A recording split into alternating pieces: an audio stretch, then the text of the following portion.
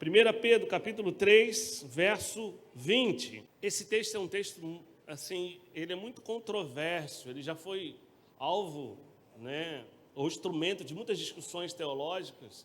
Eu não quero que você se prenda, o que o texto traz de significado, mas o texto traz uma verdade muito importante. Pedro traz uma verdade de forma muito simples e muito clara. Por isso que eu preciso que você entenda esse texto. Esse texto vem falando sobre o que é o batismo. O que realmente é o batismo. Ele não traz essa identificação literal como outros textos.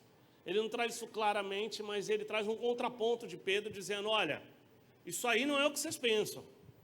Sabe?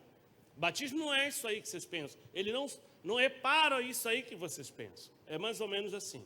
O verso 20 diz assim, os quais no outro tempo foram desobedientes quando Deus aguardava com paciência nos dias de Noé. Está falando lá do povo lá atrás. Enquanto se preparava a arca, na qual poucas pessoas, apenas 8, foram salvas. Você sabia que eram 8 pessoas que foram salvas? Que legal, né? Foram salvas através da água. Aí ele entra no texto, verso 21, e é esse que nós vamos usar agora como base. O batismo, que corresponde a isso, agora também salva vocês, não sendo a remoção das impurezas do corpo. Olha o que Pedro está dizendo. Você consegue entender o que Pedro está dizendo? Pedro está dizendo que o batismo que salva não é o batismo que molha. Pastor que molha está dizendo isso aí, está dizendo o que lava as impurezas do corpo. Ele está falando que algo muito mais profundo acontece. Algo muito mais excelente aconteceu. É isso que ele está dizendo. Mas o apelo por uma boa consciência para com Deus, por meio da ressurreição em Jesus Cristo. O que é o batismo? É o novo nascimento. O que é o batismo? É a manifestação externa do que aconteceu internamente. De forma bem simples para a gente entender. Só até aí, você pode curvar sua cabeça? Vamos falar com Deus. Pai, obrigado pela tua palavra. Mais uma vez nós pedimos a tua graça e o teu favor. Que o Senhor, ó Deus, possa falar aos nossos corações. Que a tua vida possa, Deus, ser derramada sobre a tua igreja. Eu te peço em nome de Jesus. Amém. Amém. Bom, vamos lá, nesse texto para a gente entender. Pedro é muito específico. Pedro está dizendo à igreja, de forma muito direta, que aquela água que representa o batismo, ele usa a água do dilúvio, ele usa a água do batismo. Não são esses elementos que salvam. Então está dizendo, olha, o que vocês estão entendendo, como salvação, isso não é a salvação. O que salvou o povo do dilúvio? A água ou a arca? A arca representava, você sabe muito bem, muito melhor do que eu, no Velho Testamento, que a arca representava a presença de Deus. E agora ele está dizendo o seguinte, preste atenção. E ele vai direto ao ponto. Ele diz, olha, aquilo que faz a limpeza, a impureza do corpo material, não é isso o propósito. Não é sobre entrar num tanque, gente, passar ali, ser afundado nas águas, imergidos nas águas, que é isso que quer dizer a batismo na origem da palavra, que vai transformar vocês. É a consciência que vocês precisam ter da razão pela qual vocês estão assumindo isso publicamente. O que é o batismo? O batismo é assumir a minha fé publicamente. Eu já reconheci Jesus. Eu já reconheci o Senhor como Salvador da minha vida. Eu já reconheci que eu não posso viver sem Jesus. Que Jesus é o melhor caminho. Que Jesus é a razão da minha vida. E aí eu reconheço isso. Primeira coisa que eu faço. Ou a primeira coisa que acontece na minha vida para que eu reconheça. Fé. Ninguém consegue reconhecer Deus sem antes que tenha fé. É impossível. Você precisa acreditar. Isso não é apenas na relação com Deus, mas em tudo na vida. As pessoas só caminham se elas acreditam naquilo que elas estão fazendo. Sabe aquele camarada que sai todo dia para trabalhar e não acredita no seu trabalho? Ele vai passar a vida inteira infeliz. Mas tem aquele cara que acredita no trabalho, que acredita naquilo que ele faz. Ele acredita que aquilo que ele faz é importante, que aquilo que ele faz é necessário. Então, a primeira coisa que nós precisamos ter, o primeiro elemento que nós temos, aí é fé. Eu tenho fé. Vocês tiveram fé para reconhecer, fé para se aproximar de Jesus. A segunda coisa que acontece é o quê? O arrependimento. Batismo é para remissão de pecados. Não é um ritual apenas, entende? O batismo é a expressão real do meu desejo ou da minha decisão de renunciar aos meus pecados. Eu renuncio aos meus pecados. Eu renuncio às minhas práticas passadas. O que ele falou? De consciência. Então, eu preciso entender. Vocês precisam entender qual a razão de eu estar caminhando com Jesus. Qual a razão de eu ter escolhido por Jesus. Primeiro, porque eu tenho fé e acredito que Ele é o Senhor, Salvador, acredito que Ele é o meu Rei, acredito que Ele é tudo o que eu preciso. Ok. E a segunda coisa que eu preciso fazer, me arrepender das minhas práticas. Me arrepender de tudo aquilo que eu faço e que desagrada a Deus. Me arrepender dos meus pecados. E aí sim eu tenho um novo nascimento. Aí sim eu sou uma nova criatura. E aí o batismo ele vem simplesmente, tornar isso público. Tudo aquilo que nós estamos vivendo no nosso interior. Você já escolheu por Jesus. Você já decidiu por Jesus. A grande confusão está aí, porque a gente associa a questão do batismo a uma decisão de mudança de vida. Não, o batismo é posterior a isso. Você já decidiu, você já escolheu, você já se entregou, você já se arrependeu e agora publicamente o que você faz? Você se identifica com Cristo. É isso que é o batismo. O batismo é você dizer assim, eu sou um cristão. Você está dizendo agora publicamente para todos que estão aqui, seus amigos, seus familiares, para todos aqueles que vocês vão se relacionar, que vocês são um cristão. Que vocês têm uma identidade hoje, diferente da que vocês tinham antes. Vocês têm uma identidade espiritual hoje, vocês têm hoje alguém a seguir, vocês são parte de alguma coisa muito maior.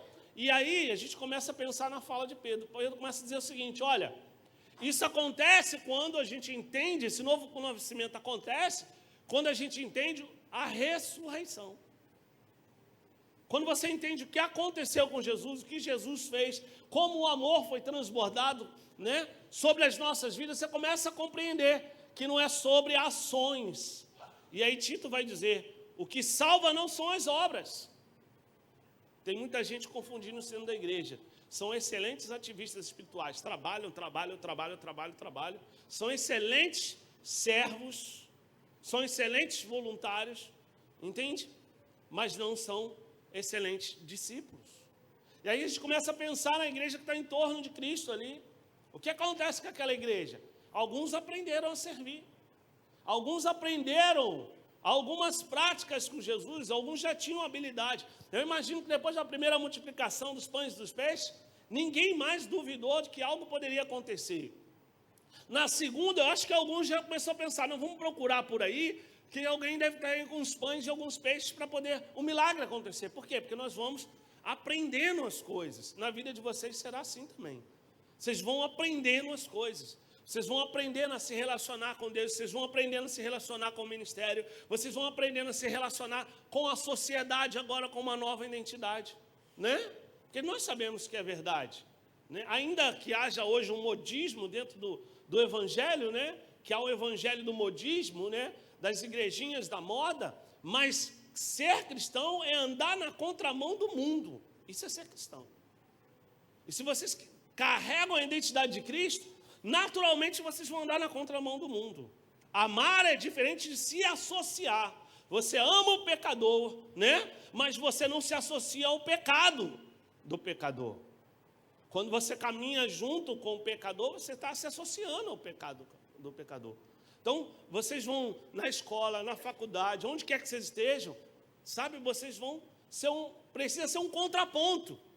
É isso que Pedro está dizendo. O que salva? O que salva é o contraponto. O que é o contraponto? É Cristo. O contraponto é a ressurreição. O contraponto é o Senhor. É isso que ele está dizendo. Que ele está dizendo o seguinte: as águas lá de lavar são a impureza da carne. Mas não é isso que está acontecendo. Não é isso que aconteceu na vida de vocês. O que aconteceu na vida de vocês é muito mais profundo.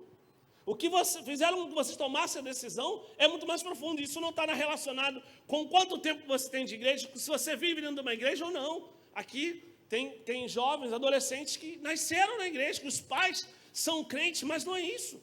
Não é porque o pai é crente, o filho tem que ser crente. O pai é crente, mas o filho precisa ter um encontro com Cristo, assim como o pai teve. Ah, e porque eu estou dentro da igreja é mais fácil? Bobagem. Bobagem. Eu ouso dizer que é até mais difícil, porque a gente começa a confundir estar dentro da igreja e ter um relacionamento com Cristo. Ah, mas eu sempre estou na igreja, eu sempre estive na igreja. Você sempre esteve na igreja, mas você sabe quem é o Cristo dos seus pais? Você conhece o Deus dos seus pais? Entende? Essa relação é muito mais difícil, ela não é tão fácil. E tem um peso muito maior sobre a vida de vocês, porque todos querem que vocês sejam exemplos. Todos querem que vocês sejam espelhos, todos querem que vocês sejam magníficos, todos esperam de vocês. A gente, né, e todos nós, eu como pastor também, vendo crescer, aí eu fico assim, esse aqui é profeta, esse aqui é isso aqui é aquilo ali. E sabe, e a gente vai colocando uma carga maior sobre a vida de vocês.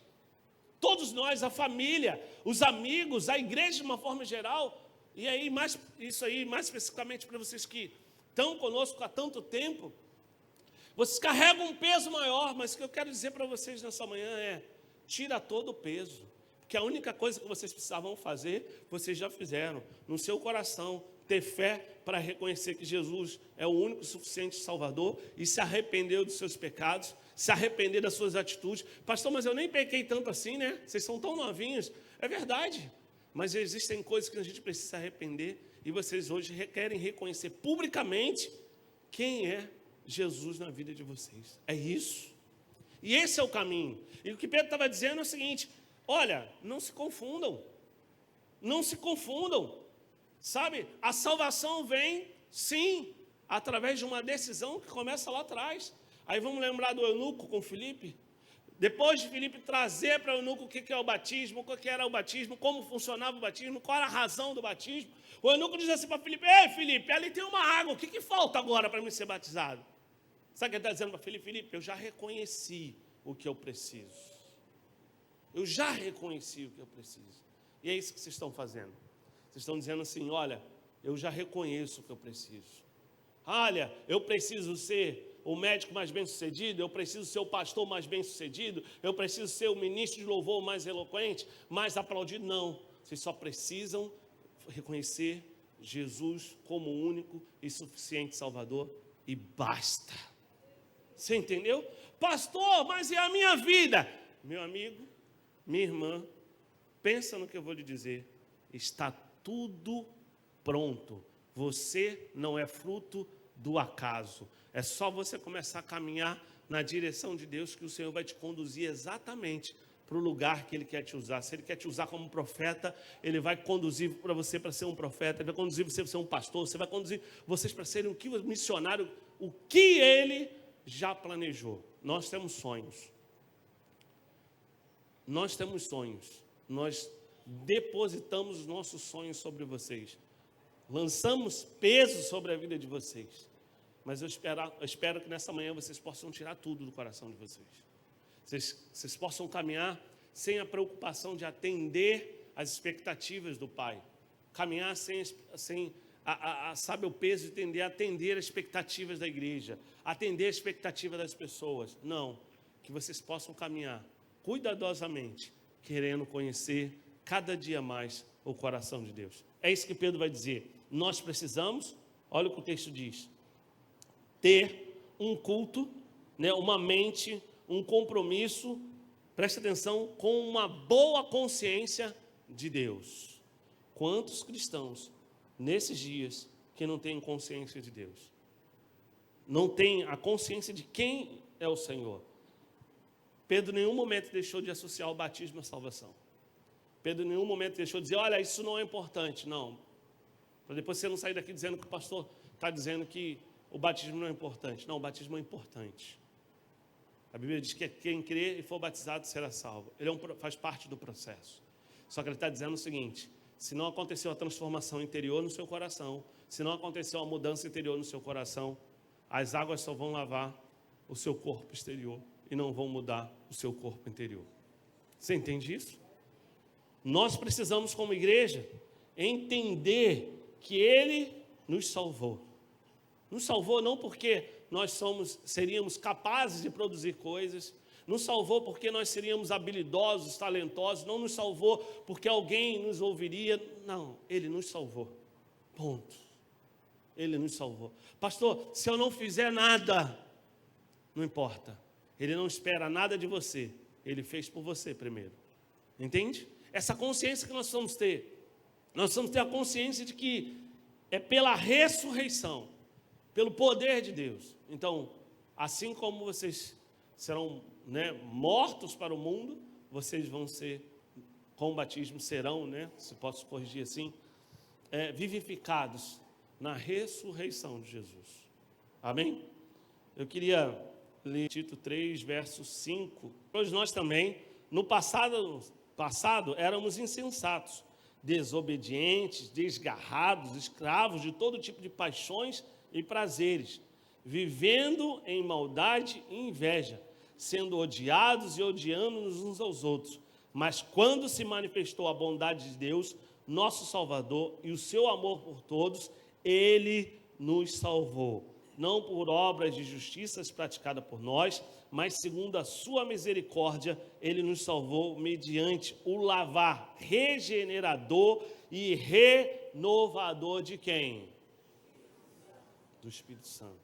Que Ele derramou sobre nós ricamente, por meio de quem?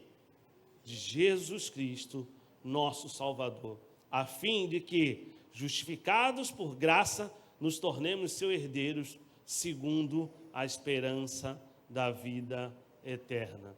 Fiel é esta palavra. Irmãos, você que está aqui, que está somente acompanhando, talvez não tomou ainda uma decisão por Jesus. A vida com Deus, ela começa quando eu começo a depositar a minha fé nele, a minha confiança. O que é fé? A minha confiança. Não dá para andar com Jesus sem confiança plena. Eu preciso que você entenda isso. Você que também já caminha com Deus há muito tempo. Se na sua caminhada você perdeu a confiança plena em Jesus, pastor, eu nunca perdi. Mas se você anda desesperado por tantas coisas, você está dizendo que você não confia em Deus. Nós não precisamos de palavras, sabe? Não são palavras que definem o nosso nível de confiança. Eu vou tentar trazer isso de uma forma muito simples para a gente entender. Um filho confia no seu pai de forma absoluta. O filho, ele não pensa na possibilidade do seu pai não conseguir resolver os seus problemas. Não passa pela cabeça de um filho isso. O filho é o seguinte, o filho está vivendo um momento difícil, principalmente quando são mais novos. A primeira coisa que ele pensa é assim, se meu pai estivesse aqui, se a minha mãe vir. Ele olha para a sua casa e diz, olha, esse é meu porto seguro. A professora do colégio nunca vai ser como o pai e a mãe. O melhor amigo nunca será como o pai e a mãe. No momento mais difícil ele fala assim, meu pai, eu quero meu pai. Onde está o meu pai? E parece que a gente vai crescendo ainda assim, com esse sentimento. Ainda com uma dependência muito grande, mas isso se chama confiança. Que foi sendo construída. Essa confiança não nasceu da noite para o dia. Essa confiança cresceu porque quando ele começou a se dar por si, a voz que ele aprendeu, que ele entendeu, que ele conheceu primeiro, foi do pai e da mãe. Pastor, onde o senhor quer chegar? Vocês estão tendo a maior atitude, talvez a melhor atitude, talvez não, deixa eu corrigir, a melhor atitude da vida de vocês. Mas sem um relacionamento profundo com Deus, vocês vão caminhar como muitos caminham aí. O que vocês precisam agora é essa construção dessa relação com Deus. Construir, sabe, essa relação de confiança. Que quando você está doente, você fala assim: estou com dor de cabeça. Mãe, estou com dor de cabeça. A mãe sempre, já viu? Você sai sem viagem, sem pensar em nada. Vai para qualquer lugar sem pensar nada. A sua mãe leva ali a aspirina, a Neosaldina, Zizidina, Zazandina, né? Quando você fala dor de cabeça, ela puxa, sai aquela cartela de um monte de coisa. O que você quer? Dipirona, tu tem tudo. Não acho que eu estou com mal-estar. O que é? Sorrisal, remédio para diarreia, para tudo. Você fala, meu Deus. Mas é interessante, quando a gente vai entrando numa fase que nós não temos mais os nossos pais, que a gente precisa ser essas pessoas, a gente começa a replicar exatamente, sabe por quê? Porque a relação foi tão profunda e foi tão boa, que a gente entende que esse é o caminho. O que Jesus espera de vocês é que vocês tenham uma relação de cumplicidade com Ele, que busquem o Senhor, que se envolvam com o Senhor, que se apaixonem pelo Senhor, que sejam íntimos do Senhor, que vocês vivam, sabe, para o Senhor. Pastor, mas os meus sonhos, viva em Deus primeiro todas as coisas intensamente, e todas as outras coisas, a palavra fiel diz que irão se cumprir na vida de vocês. Nada vai ficar de fora. Você entende isso? Nada fica de fora. Meu irmão, você que está aqui às vezes está falando assim: mas isso não é a realidade da minha vida. Volta e realinha a sua vida, porque alguma coisa está errada. Porque a palavra, ela é fiel. Nada fica de fora. Nós não somos aqueles que vamos atrás de milagres. Nós não somos aqueles que vão atrás de sinais. A Bíblia diz que os sinais nos acompanhariam. Ame a Deus acima de todas as coisas. Queiram a Jesus acima de todas as coisas. Deus